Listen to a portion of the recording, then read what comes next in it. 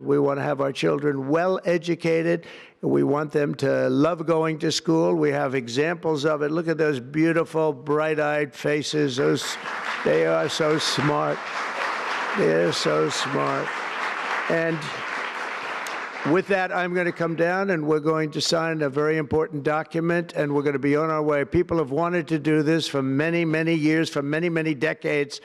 And I don't know, no president ever got around to doing it, but I'm getting around to doing it. So thank you very much.